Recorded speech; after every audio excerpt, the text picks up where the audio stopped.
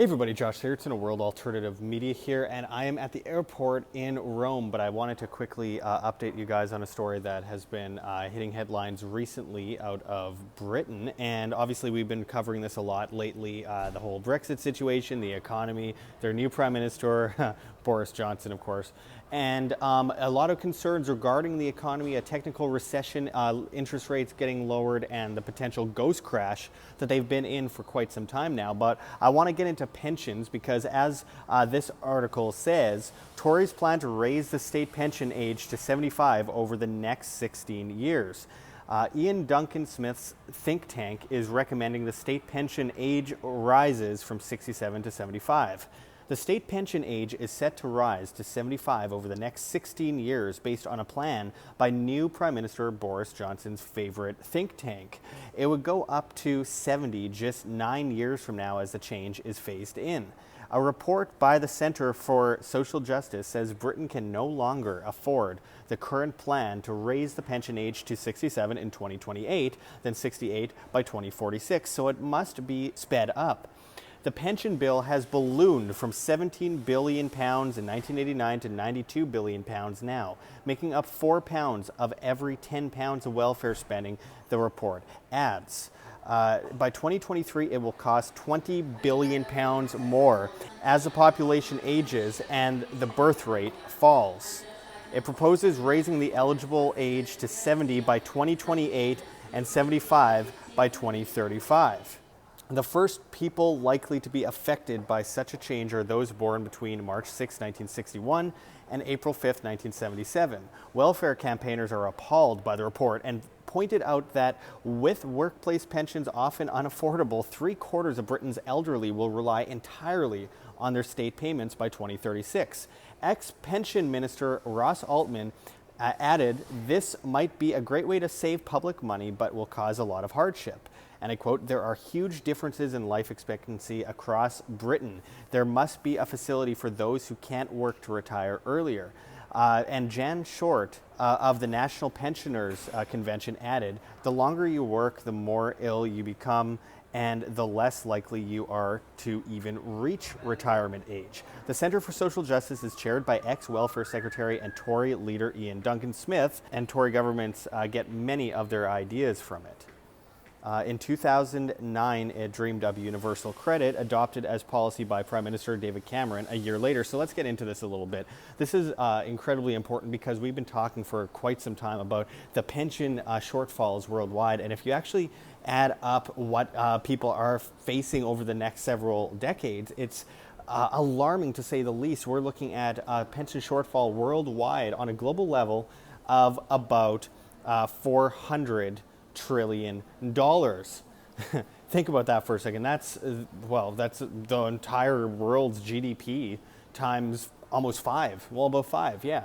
So, I mean, that is unbelievably catastrophic for people who are depending on pensions. So what's actually happening here isn't that, they're just mean and they're trying to destroy people's livelihoods. So that is part of what government does, obviously, and central banks. It's a fact that with inflation, the price of living rising, and this massive pension bubble, they have no choice because it's coming to the end of a system. It's where they put in the price controls. It's like the Roman Empire. They put in the price controls, the inflation skyrockets. They think they can centralize a problem created by centralization in the first place, and then it just never ends. So they just prop up the same old system that's been dying all along.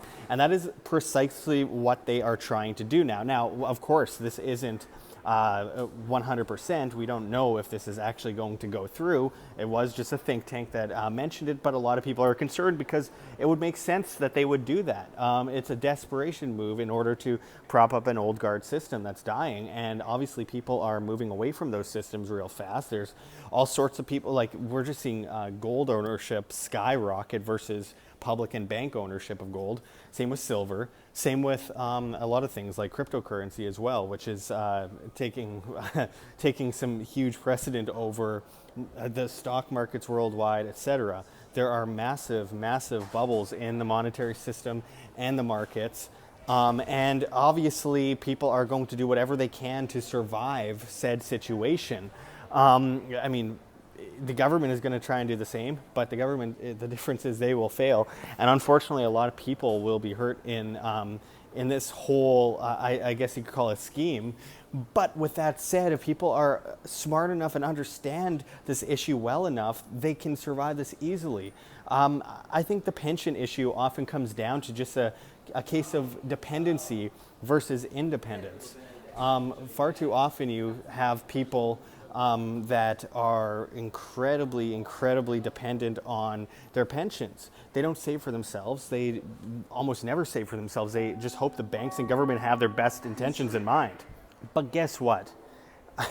The banks, the governments, they depend on the dependence of the populace. They benefit most from a populace in debt and a populace in fear and a populace in servitude, because if they shove you down that bottomless pit of debt, you are forced to ask for a ladder up from the government and the banking system, putting you into perfect servitude right to them. That's exactly where they want you. Why wouldn't they? They depend on people being enslaved. They depend on people bending the knee. That's the only way that they can continuously perpetuate their old guard system of slavery.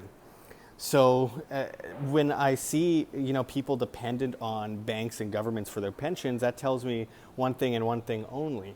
People are not taught to save for themselves. People are not taught to invest wisely. People are not taught about cash flow. People are not taught about the financial system, especially, which completely destroys livelihoods because it inflates the price of living, it destroys wages, destroys competition, it causes massive bubbles worldwide, it causes mass poverty and homelessness, and we see that everywhere. I'm traveling in Europe right now. I'm in Rome currently, about to head to Spain, and I'm seeing that everywhere I go, just vast homelessness, and not as bad in Italy and Spain as it is in Germany and France, but nonetheless it's here and it's noticeable. So it's really frustrating to me to watch these systems perpetuate, and then you see people going, well, it's just evil what they're doing. We need this form of centralization, this social program. And it's like, that is what led to the problem in the first place, guys. You will not fix a wound by stabbing the wound repeatedly. It's ridiculous. You will not put out a fire with kerosene. So as I watch this story play out, it'll only get worse. The British economy never truly recovered after the 2008 recession. It was a global recession that has just been papered over with debt and paper. Just constant printing. That's the only thing that makes it at face value seem like it has improved at all, but it hasn't. The British pound is falling like a rock, and it keeps hitting lows that we haven't seen in a very, very long time. Again, that's actually a more propped up version of the reality. Something we're not actually being told is that it's crashed long ago. It's been in a tailspin for a very long time. And now we're seeing all of the things that we would expect from a recession playing out, and this desperation move and them trying to find a new way to centralize or paper over this massive problem. And they will not win. Eventually they have to go down. All fiat currencies eventually revert to their true value of zero, always have, always will. Going back to 1024 AD in China, this is no different, folks. They will just continuously prop up the same old guard systems. The difference is we have an age of information on our doorstep, though YouTube demonetizes us and stops us from being seen by most people and shadow bans us. But we are still in an age of information where we have access to information and technologies that can replace this old guard system as well. So that gives us the greatest opportunity ever in the history of these monetary crises, is that we have a way out as free individuals to break free from this massive slave complex, these central planners, this monetary system, this banking elite, this government control system. I think that this gives us a great opportunity if we understand this problem. So again, that goes back to dependency. We need to be independent. We need to be responsible. Freedom is responsibility, guys. That's it. Individual responsibility. That's all it is. It's very simple. And if we innovate and we compete and we create the best products for the best price, and we do voluntary interactions with other people, and we save for ourselves and our families, we educate ourselves on money, etc., then we can win. But if we sit here complacent saying, oh no, the government's doing this bad stuff, we need the government to do this other stuff to extort other people to fix this problem that they created in the first place, if we keep perpetuating that, you'll never win. And you'll just constantly see one problem stack on top of another run, and before you know it, you won't even remember the original problem. You'll just have 40 other problems you're dealing with. Vast homelessness, middle class destroyed, and both parents working, for example, all day as tax cattle, 50% of the year for the government to extort them to create all these problems that then they come in and say, we'll solve for you. I mean, it's ridiculous. And then, you just end up with even a smaller house, a smaller house, a smaller car, and not as good of a car, more taxes coming in to save you from yourself, more laws, more bread and circuses, more distractions, more nonsense. And this is one of those distractions. Oh, Boris Johnson's terrible. Look, I don't like the guy, but come on. It's not that he's like going, we need to make everyone poor, though I'm sure that's on most politicians' minds because it makes them more, it's more beneficial to the politicians as long as people don't rebel, as long as people are complacent. But it's just basic economics. This is the end point of a system, and they know that, and they're doing whatever they can to prop it up. And one of those things would be, well, raising the pension age incredibly old, because think of this. I wanted to add this before I leave it off. Overall, they're expecting the average lifespan of a person born in 2007 to reach about 103 years old. Now, imagine that. If your pension starts at, in many cases, as low as 55, 65, etc., that's like half of your life on a pension and half of your life depending on the state. And then just vast sums of money having to be extorted to pay off this vast amount of debt. It's like paying for war spending and going into deficit spending. It's crazy. It's absolutely crazy. So of course they're going to try and raise the pension age. It only makes sense that they would. It's wrong in every way, but it only makes sense that this is exactly one of the things that they would do in order to save their own butts. So anyway, I appreciate everyone watching. I am kind of stuck doing these walk and talk videos. I'm here in Rome. I'm heading out to Spain to cover some stories there. I got a bunch of big reports coming from Rome as well that I'm really looking forward to. I went to the Vatican and everything. And we got some very interesting stuff coming up that I can't tell you about yet, but we got it in the works. I've got a lot of editing to do, by the way, and I got a whole bunch of places I got to report on in Spain as well and in France. So I'm really looking forward to bring that all to you. Also, make sure to, I will be in Philadelphia, Pennsylvania in September for Anarchadelphia. So make sure to get your tickets to that. That's promo code WAM, and you'll save 5% on your tickets. And we get to hang out and talk and enjoy freedom in Philadelphia. Because right after that, I'm heading to Turkey to cover more stories there. So it's going to be a busy couple months, but nonetheless. Lots in the future. I'm more optimistic than anything. It's just, we got to understand these problems, folks, and stop being so dependent like a bunch of slaves with smiles on our faces walking to the slaughter because a shepherd knows best, right? No. Anyway, thanks for watching, everyone. Until next time, this is Josh Sigurdson signing out from World Alternative Media. Find the truth, be the change. Like what you see here, WAM? Don't forget to check the links below. GoFundMe, Patreon. We can't do it without you. Any donation is very much appreciated as we are so heavily demonetized and shadow banned to a crazy extent. We have lost about 80% of our reach since the beginning of this year as they rip away subscribers, etc. It has gotten out of control and it's becoming more and more difficult to stay alive here on World Alternative Media, bringing you guys free content every day. You can also check our Bitcoin address in the description as well as on the screen for you to scan if you please. And also check us out on all these other alternatives like Subscribestar, where we are doing subscriber only content for people at the $4.99 US a month tier and up. We really appreciate it. You could tip us on there and pledge anything, but from $4.99 and up, we are giving people subscriber only content that you won't find here on YouTube. And speaking of YouTube, there are so many alternatives for YouTube these days, including BitChute, which we are on at World Alternative Media, as well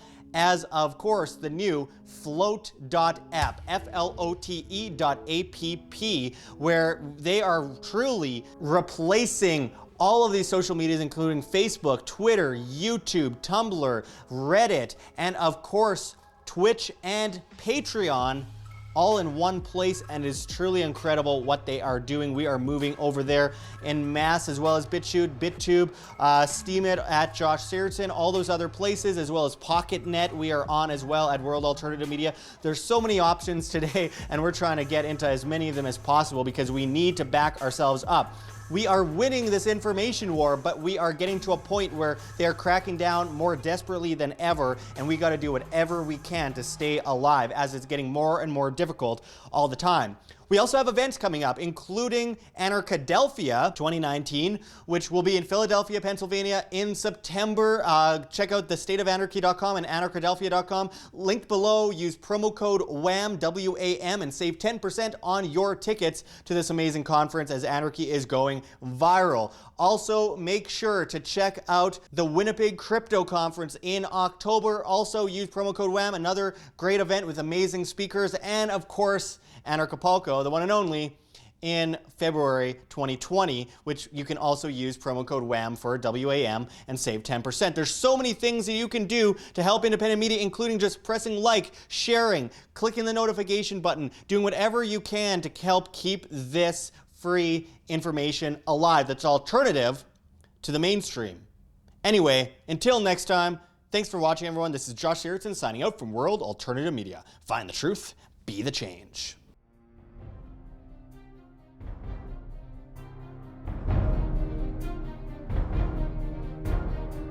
I'm sure you have already changed people's minds in your young age because you're involved, and I like that.